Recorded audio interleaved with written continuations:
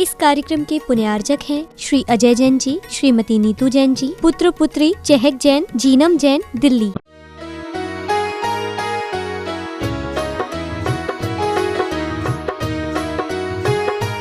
आज सच्चा पाठ यहाँ पर सिद्ध चर्चा में करके आ रहा हूँ। ये है सिद्ध चर्चा, ड्यूटी इज माई ब्यूटी। समझ में आ रहा है? हाँ, लेकिन ऐसा भी नहीं कि आप उसको छोड़ दें, देखो छोड़ा भी नहीं, लेकिन पहला हमारा फर्ज क्या है इसको देखना है।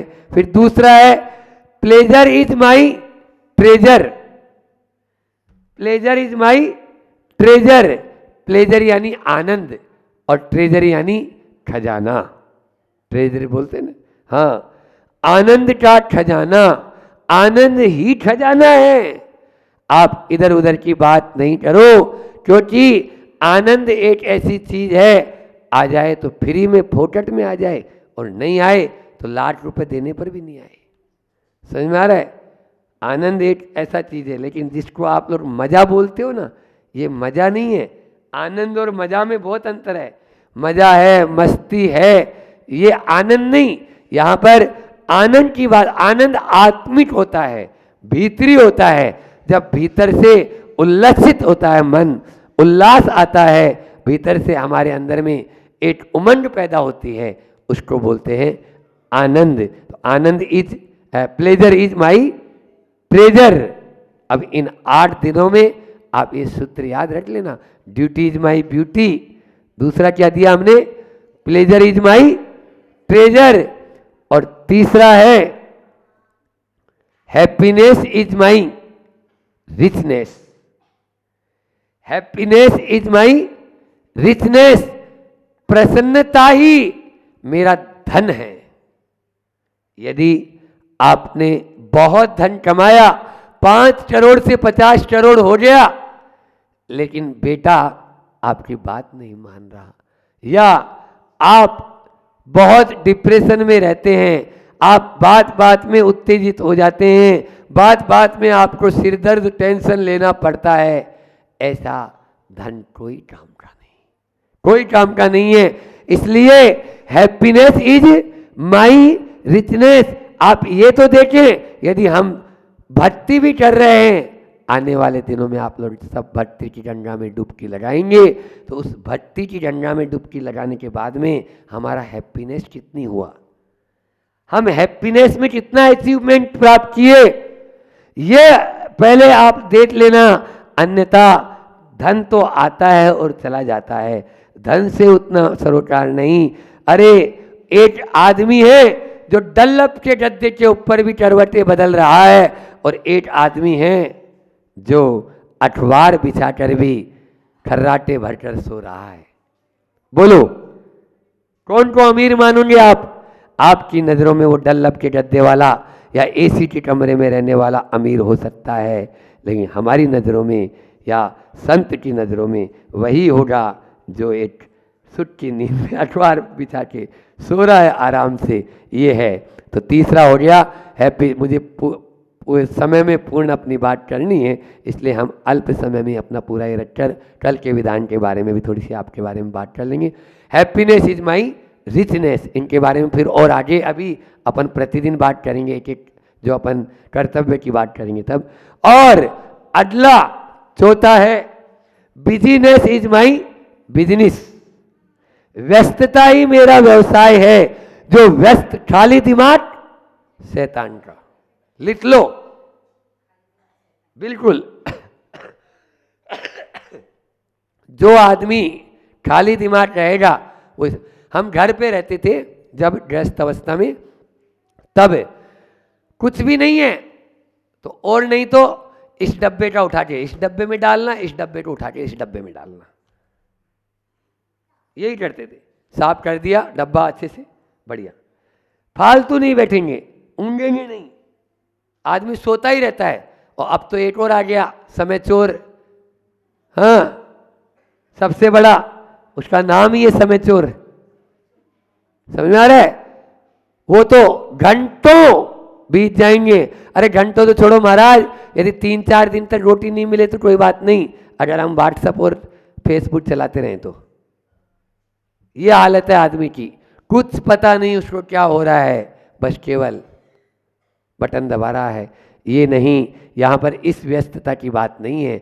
बिजनेस इज माई बिजनेस, यहाँ पर एक बार का संस्मरण जुड़ा हुआ है, इसी से आचार्य श्री जी के शब्द है ये, बिजनेस इज माई बिजनेस। तो आचार्य श्री जी पास में भोपाल में एक व्यक्ति आया और लगभग 1:30 बजे के आसपास आचार्य श्री जी उठते हैं, तो 1:30 बजे के पहले वो पहुंच गया। सर्दी का मौसम था, लगभग जनवरी का, तो सभी लोग, महाराज लोग भी बरामदे में और ऐसे सामायिक कर रहे थे, लेकिन उस समय सब भोजन के लिए चले ही जाते हैं अपने अपने घरों में। तो वो आया और कोई विदेशी टाइप था और अच्छे बड़े बड़े बाल और कैमरा लटकाए हुए, आचार्य श्री जी अकेले बैठे हुए ध्यान में। तो अब पहले बार आचार्य श्री जी कोई देखे तो वो तो वैसे ही फिदा हो जाएगा कि ऐसा आज तक कभी नहीं देखा है, क्योंकि ये भी एक 7वां आश्चर्य है। समझ में आया? गुरु जी को देख लिया, वो भी अपने आप में एक बहुत बड़ा आश्चर्य होता है पहली बार। यदि कोई पशु पक्षी भी देख ले, वो तो इंसान है, बस जैसे ही देखा तो देखता ही रह गया कि ये क्या है। बस उठाया अपना कैमरा, खट खट। अब पहले तो रील वाले कैमरे चलते थे, वो तो ऐसे नहीं कि आज की तरह जो है बस जमा के उसको ले रहा, इधर से ले रहा, उधर से ले रहा, उधर। अब महाराज जी लोग भी सामायिक में देख रहे हैं कि ये कर क्या रहा है, और कोई भी नहीं। अब इतने में आचार्य श्री जी की सामायिक भी पूर्णता को प्राप्त हो गई थी और वे आवर्त करके बैठे। तो उसने बेतुकी ढंग से आचार्य श्री जी के पास में बैठा और बोलता है, व्हाट इज योर बिजनेस। आचार्य श्री जी से क्या बोलता है? पहले बार कोई विदेशी दिगंबर मुनि महाराज को देखेगा तो क्या होगा, व्हाट इज योर बिजनेस। तो गुरु जी जब कभी भी कोई इस तरह के प्रश्न करता है तो, और हाजिर जवाबी होते हैं वो, इधर उधर की बात नहीं, तो वो बोलते हैं बिजनेस इज माई बिजनेस, व्यस्तता ही मेरा व्यवसाय है और कोई व्यवसाय मेरा नहीं है। ये है गुरुदेव की कमाल की बात। इस प्रकार से आचार्य श्री जी कहते हैं कि अपने जो है व्यस्त रहो, मस्त रहो, तभी आप स्वस्थ रहेंगे। अभी यहाँ पर स्वस्थता का भी शिविर चल ही रहा है, आज शाम को उसका भी समापन हो जाएगा। इस प्रकार से आज उसका समापन और कल से ध्वजारोहण, और ध्वजारोहण के साथ में ध्वजारोहण करता भी आ गए हैं अपने बीच में। तामसा वाले भी यहाँ पर उपस्थित हैं, अजनास वाले भी आ गए, और इधर फरीदाबाद से भी अपने बीच में उपस्थित हो गए हैं, और भी लोग आ रहे हैं, बम्बई वाले भी पहुँचने वाले हों। हाँ हाँ, वो तो रहेंगे ही यहाँ वाले तो ये लोग सभी बहुत 8 दिन सब चीज़ों को छोड़ दो, अब कुछ नहीं। और मैं तो कहता हूँ, यदि मोबाइल, अभी आए थे प्रदीप जी सागर महावीर मेडिकल वाले हमारे चरणों में, बोले महाराज आपके पास आया और आपकी वाणी रोज सुनता हूँ, तो यही देखा मैं मोबाइल घर ही रख के आया हूँ। पत्नी लेके आई है, पत्नी लेके आई, मैं नहीं लेके आया मेरा मोबाइल। और वाक्य में उनका मोबाइल वो अपना घर ही छोड़ के आए। यदि इस समय चोर को आप यदि दूर कर देंगे तो इन 8 दिनों में बड़ा आनंद आएगा, और बहुत बढ़िया से आनंद ले, बहुत ही लीन होकर। आज ध्वजारोहण तो वो करना था, लेकिन वो मंडप भी अभी पूरा नहीं बन पाया इन लोगों का, तो कल सुबह अपन इस कार्य को संपन्न करेंगे। लेकिन प्रातःकाल की बेला में सबको यहाँ पर जल्दी आ जाना है। बाहर में एक नंदीश्वर कुंड बोलते हैं, इधर उस नंदीश्वर बावड़ी के पास में आप लोग आ जाएंगे। हम भी पहाड़ से जब आएंगे तो वहाँ से आप लोगों को लेते हुए, श्री जी को लेते हुए, श्री जी भी आने हैं, तो सबको लेते हुए अपन ध्वजारोहण के माध्यम कल की अच्छी शुरुआत करें, और बड़े ही आनंद, उत्साह, उमंग के साथ में, और अपने जीवन के विधि के विधान को पलटने वाला यह विधान हम करें, ऐसी भावना के साथ में। अहिंसा परमो धर्म की आचार्य गुरुवर विद्यासागर जी महामुनि राज। ओम नमः सिद्धेभ्यः, ओम नमः सिद्धेभ्यः, ओम नमः सिद्धेभ्यः। अहिंसा परमो धर्म की, सिद्ध चक्र महामंडल विधान की, पूज्य आचार्य गुरुवर विद्यासागर जी महामुनि राज की, पूज्य मुनि श्री 108 दुर्लभ सागर जी महाराज की, पूज्य मुनि संधान सागर जी महाराज की, पूज्य मुनि संघ की। प्राचीन ऐतिहासिक क्षेत्र पर, अतिशय क्षेत्र पर आज ये है दूसरी बार विधान का अवसर आ गया। पहले जब हम यहाँ आए थे तब भी सिद्ध चक्र महामंडल विधान हुआ था। क्यों न हो, अभी पूजा में आपने पढ़ा कार्तिक फागुन साढ़ के अंत 8 दिन माही, समझ में आया? तो आषाढ़ की अष्टानिका में हमने पहले दिन यहाँ प्रवेश कर लिया था और कहते हैं चातुर्मास पूरा तभी माना जाता है अष्टानिका में आ जाओ और अष्टानिका में ही, समझ में आ रहा है? तो अष्टानिका की इन 28 में आप लोगों का पुण्य बलजोर हुआ और अन्यत्र ये विधान नहीं होकर ये एलोरा की पावन धरा पर ये विधान यहाँ पर हुआ। बहुत सारे तरह की बातें भी आई, होगा नहीं होगा, कब होगा क्या होगा, लेकिन कुछ नहीं, होगा होगा होगा और गुरुवर के आशीर्वाद से होगा और जीव दया के उद्देश्य को लेकर होगा। यह भी भावना हमने भाई थी और वही भावना साकार हुई और ध्वजा ने भी ध्वजारोहण के माध्यम से बता दिया।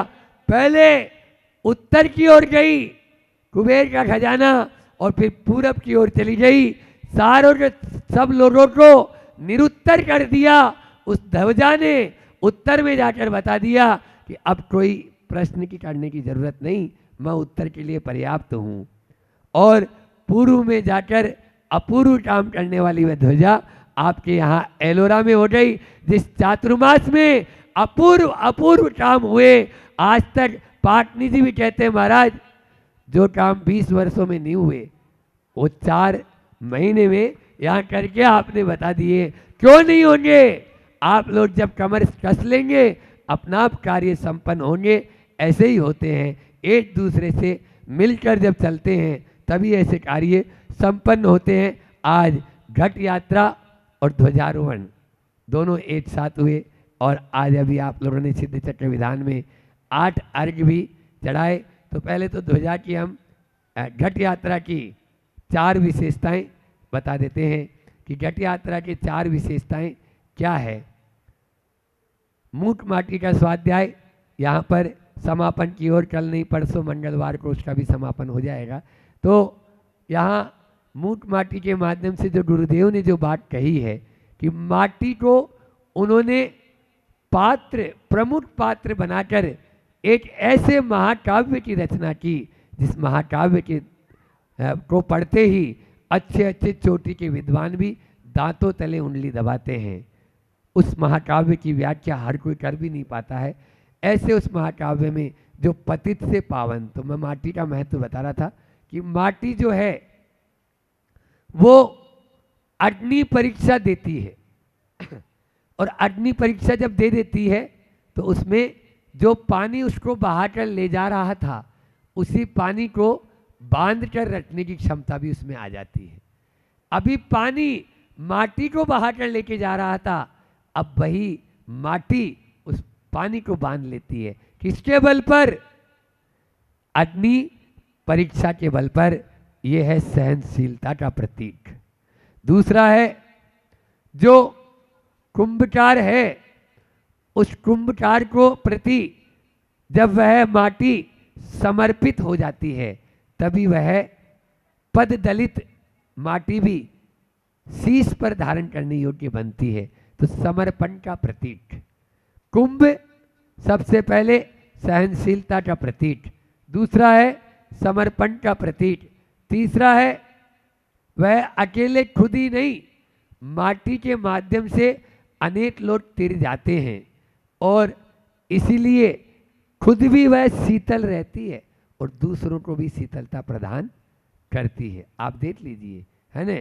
तो वह कुंभ जो माटी का कलश आप अभी अपने शीश पर धारण करके लेकर आए तो खुद भी शीतल है और दूसरों को भी शीतलता प्रदान कर रहा है, शीतलता का प्रतीक। और चौथा है कलश ऐसे ही नहीं बना, कलश तब बना जब उसको तपाया गया और तपाने पर हर कोई शुद्ध हो जाता है। शुद्धता का प्रतीक वह माटी का कुंभ आपके शीश पर जो आपने धारण किया। तो ये 4 बात याद रखना है कुंभ के द्वारा।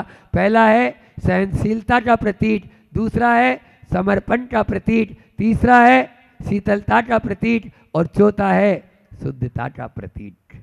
अब आई ध्वजारोहण की बात।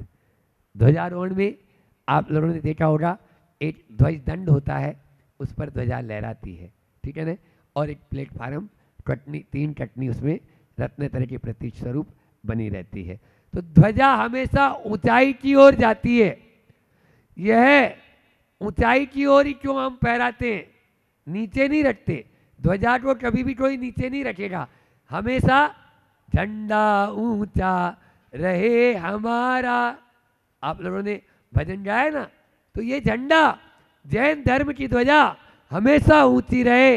यह उच्च स्थान, जीवन के उत्थान का प्रतीक ये ध्वजा है। ये ध्वजा बोल रही है जैसे मैं ऊपर की ओर जाती हूं वैसे तुम भी अपने जीवन का उत्थान कर। दूसरा, ध्वजा कभी भी कोई पत्थर की या चांदी सोने की या ये नहीं होती। शास्त्रों ने मंदिरों पर भी कपड़े की ध्वजा बताई। कपड़े की ध्वजा क्यों बताई? क्योंकि यह कपड़े की ध्वजा जो होती है ना, वो लहराती है, फहराती है। देखो आप, अभी हवा चल रही है तो कपड़ा लहरा रहा है, फहरा रहा है। इसका मतलब विनय का प्रतीक।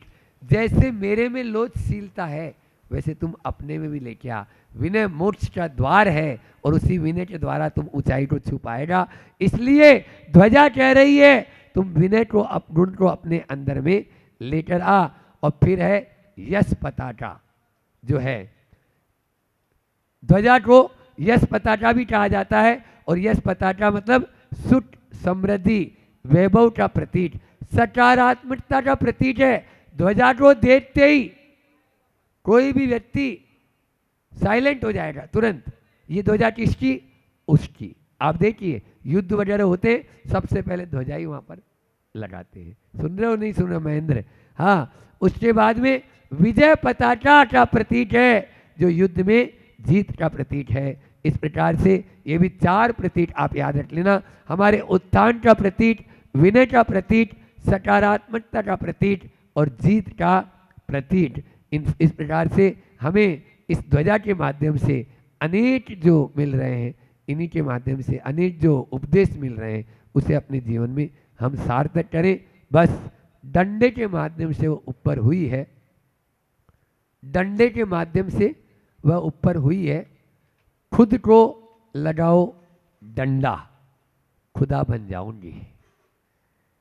खुद को लगाओ डंडा, खुदा बन जाओगे। बस वो डंडा अपने अंदर में भी लगाना है, तभी हम ऊंचे उठ पाएंगे। उस ध्वजा की तरह ऊपर उठें और मंगल कलश की तरह हम भी पूज्य बने। इसी भावना के साथ में अहिंसा परमो धर्म की आचार्य गुरुवर विद्यासागर जी महामुनि राज की आप सबकी।